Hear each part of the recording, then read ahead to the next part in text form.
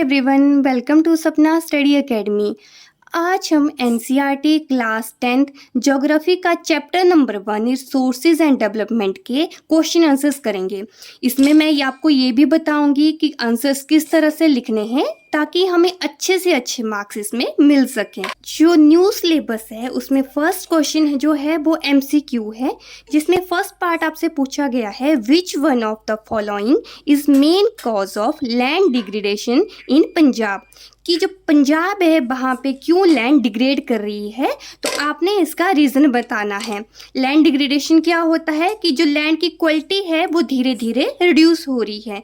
तो आपके पास ऑप्शंस हैं intensive cultivation, over irrigation, third है डिफॉरेस्टेशन और फोर्थ है ओवरग्रेजिंग। ठीक है, तो इसका सही आंसर है ओवर इरिगेशन। ओवर इरिगेशन का क्या मीनिंग होता है कि हम खेत में ज़रूरत से ज़्यादा पानी डाल रहे हैं, तो उस वजह से जो सॉइल की क्वालिटी है धीरे धीरे रिड्यूस हो रही है। नेक्स्ट है in which one of the following state the terrace cultivation practice. ठीक है, जो टेरेस कल्टीवेशन है वो कहाँ पे प्रैक्टिस उनकी की जाती है। फर्स्ट है पंजाब, सेकंड है हरियाणा, थर्ड है plains of Uttar Pradesh and fourth is Uttarakhand. तो आप हमेशा याद रखिएगा कि जो टेरेस कल्टीवेशन होता है हमेशा हिली एरिया में होता है।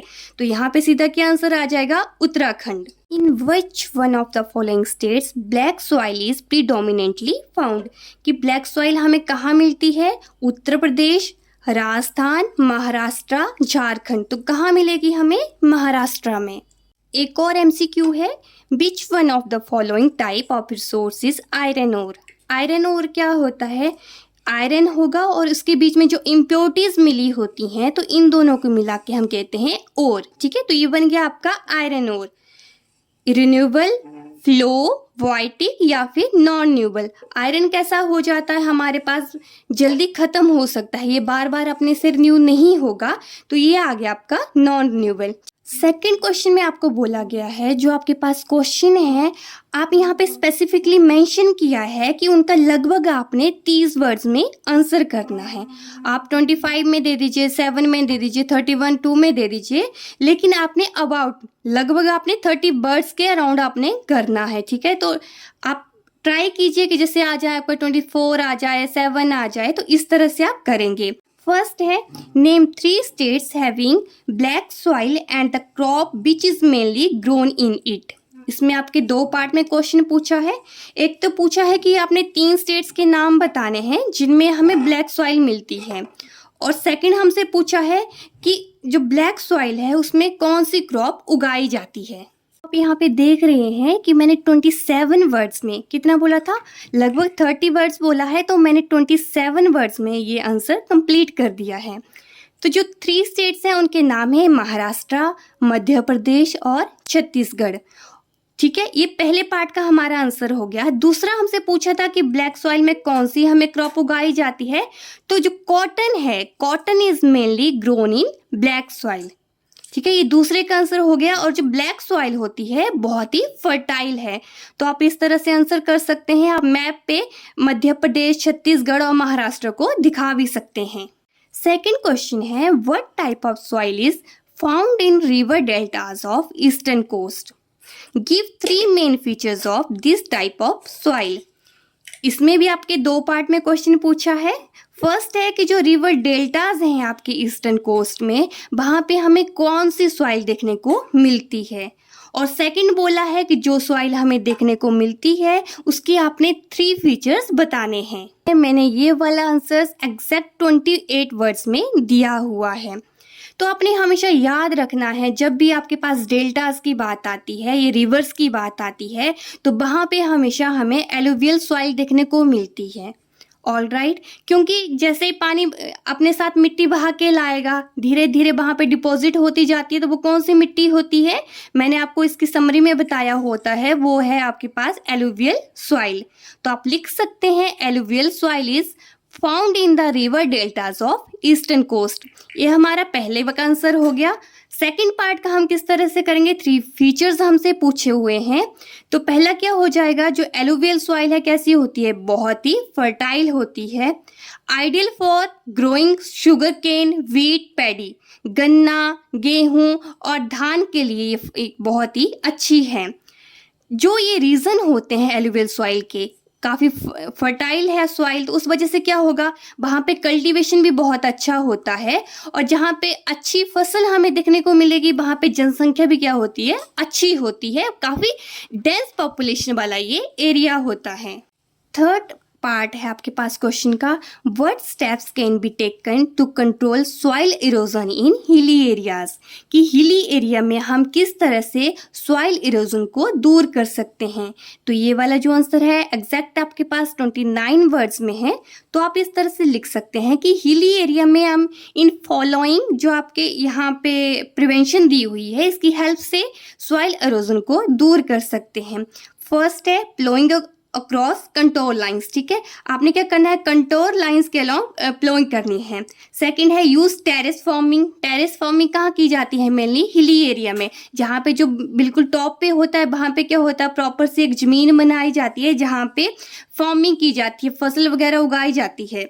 थर्ड आ जाता है आपका कि आपने स्ट्रिप्स ऑफ ग्रासेस का यूज करना है, जैसे आपके पास घास है उसे आपने क्या करना है, क्रॉप के बीच बीच में आपने उगा देना है, ठीक है, थोड़ी थोड़ी जगह में। तो उस वजह से क्या होगा, जैसे कोई हवा चलेगी, पानी आएगी तो वो यहाँ पे रोक देता है। तो ये थे आपके कुछ प्रिवेंशंस। थर्ड क्वेश्चन है, इसमें आपके पास मेंशन किया हुआ है कि आपको 120 वर्ड्स में इसका आंसर कंप्लीट करना है, लगभग 120 वर्ड्स में इसका आंसर देना है हमने। तो जैसे फर्स्ट आपसे पूछा है, explain land use pattern in India and why has the land under forest not increased much since 1960 to 61। दो पार्ट में यहाँ भी क्वेश्चन पूछा है, आपने लैंड यूज पैटर्न बताना है इंडिया का, और ये भी बताना है कि जो फॉरेस्ट लैंड है वो इंक्रीज क्यों नहीं हुई है। तो आप यहाँ पे देख रहे हैं कितने वर्ड्स हैं, टोटल 117 वर्ड्स में इसका आंसर दिया हुआ है। और आप ट्राई कीजिए कि जो आपके एसएसटी होती है, साइंस होती है, उसे आप मेनली जो पॉइंट फॉर्म में आंसर दिया करिए, ठीक है, इससे आपको मार्क्स भी ज़्यादा मिलते हैं। तो आप बता दीजिए कि जो लैंड सोर्स है इंडिया में कैसे डिवाइड किया हुआ है, एग्रीकल्चर में, फॉरेस्ट में, लैंड मेंट फॉर जैसे ग्रेजिंग वगैरह जहाँ पे पशु वगैरह चरने आते हैं, कुछ वहाँ पे लैंड होती है, और जो बाकी बचती है उसे हम बोलते हैं वेस्ट लैंड। जो एग्रीकल्चर लैंड है उसे हम कल्टीवेशन के लिए यूज़ करते हैं। फॉरेस्ट लैंड क्या होगी, जहाँ पे हमें बहुत घने घने जंगल दिखने को मिलते हैं। ग्रेजिंग वाला हो गया कि जहाँ पे पशु वगैरह चरने आएंगे।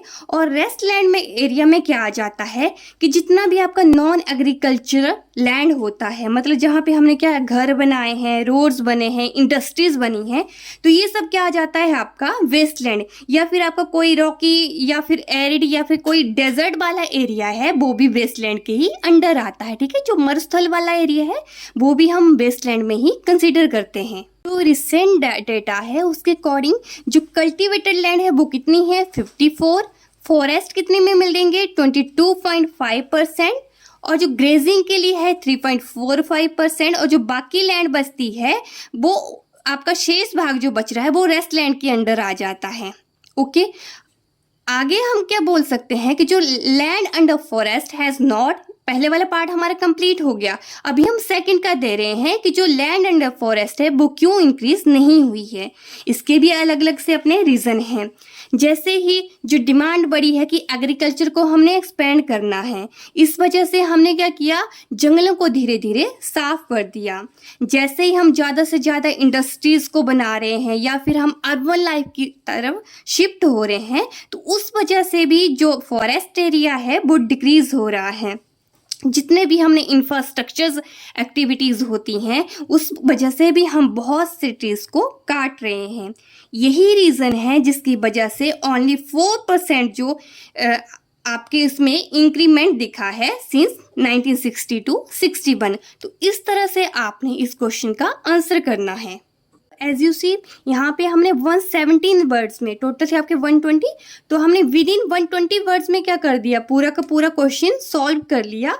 और इसमें हमने एक पैरा की जगह लिखने से अच्छा हमने क्या किया, पॉइंट्स में लिखा, फ्लो चार्ट्स बनाए, ये दिखने में भी अट्रैक्टिव लग रहा है और इसमें आपको मार्क्स भी अच्छे मिलेंगे। जो लास्ट क्वेश्चन है वो भी आपने 120 वर्ड्स में लिखना है। इसमें पूछा है how have technical and economic development led to more consumption of resources, कि किस वजह से जो टेक्निकल और जो इकोनॉमिक हमारी डेवलपमेंट हो रही है इंडिया में, उस वजह से क्यों जो रिसोर्सेज हैं धीरे धीरे ख़त्म हो रहे हैं। तो यहाँ पे मैंने टोटल 115 वर्ड्स में ये पूरा का पूरा आंसर कर दिया हुआ है। तो जो रीजंस हैं वो यहाँ पे दिए हुए हैं कि जो टेक्नोलॉजिकल डेवलपमेंट है उस वजह से हमें इकोनॉमिक डेवलपमेंट मिलती है। ठीक है, जैसे एक जो इकोनॉमिक कंडीशन है राइज होती है किसी भी कंट्री की, तो वहाँ पे क्या होता है, वहाँ के जो लोग हैं उनकी नीड्स भी इंक्रीज होगी। अगर नीड को हम इंक्रीज करेंगे तो जो कंजप्शन होगा रिसोर्सेज का वो भी इंक्रीज होगा। सेकंड है कि जितने भी हमारे पास डेवलपमेंट हो रही है उस वजह से हमारे पास बहुत अच्छे अच्छे हमें इक्विपमेंट्स देखने को मिलते हैं। अगर अच्छी अच्छी हमारे पास मशीन्स होंगी तो हमारे पास प्रोडक्शन भी क्या होगा, हाई होगा। और प्रोडक्शन को हाई करने के लिए हमें क्या चाहिए, ज़्यादा से ज़्यादा रिसोर्सेज चाहिए। तो इस वजह से भी हमारा जो रिसोर्सेज हैं कंज्यूम हो रहे हैं। और क्या पॉइंट है, अगर हमारे पास इकोनॉमिक, अगर हमारी अच्छी कंडीशन है तो हम क्या कर सकते हैं, अपनी नई नई टेक्नोलॉजीज़ का यूज़ कर सकते हैं और हमारे अपने लिए बहुत से मटेरियल्स बना सकते हैं, इंफ्रास्ट्रक्चर्स बना सकते हैं, अलग अलग चीज़ें बना सकते हैं। लेकिन ये सब बनाने के लिए भी हमें क्या चाहिए, रिसोर्सेज चाहिए। तो इस वजह से भी क्या हो रहे हैं, रिसोर्स बिल्कुल कम होते जा रहे हैं। लास्ट पॉइंट है कि जिस वजह से जो हमारी मेडिकल और हेल्थ रिसोर्सेज हैं उनके वजह से भी क्या हो रहा है, हमें ज़्यादा से ज़्यादा रिसोर्सेज चाहिए होती हैं। अब जैसे कोई आपका मेडिकल या फिर हेल्थ रिसोर्स है, उसे बनाने के लिए हमें क्या चाहिए, दवाइयों के लिए अलग अलग से हम पेड़ काट रहे हैं, किसी पेड़ से कौन सी दवाई हमें बना सकते हैं, किन्हीं पत्तों से कौन सी दवाई मिल रही है। जैसे अभी नीम ट्री है तो हमें क्या होता है, नीम लीव्स के अलग अलग फ़ायदे होते हैं। तो इस वजह से हम क्या कर रहे हैं, पेड़ों को काट रहे हैं, रिसोर्सेज को कंज्यूम कर रहे हैं। तो ये सब रीजंस हैं जिस वजह से जो जितने भी रिसोर्सेज हैं उनका कंजप्शन हो रहा है। इसी के साथ ही हमारे क्वेश्चन आंसर्स यहीं पे फिनिश होते हैं। आई होप आपको ये क्वेश्चन आंसर्स बहुत अच्छे से समझ आ गए हैं और आप अपने एग्जाम्स में भी कुछ इसी तरह से लिखेंगे। तब तक के लिए थैंक यू। अब मिलेंगे नेक्स्ट वीडियो में। Please do like, share and subscribe to my YouTube channel. Thank you.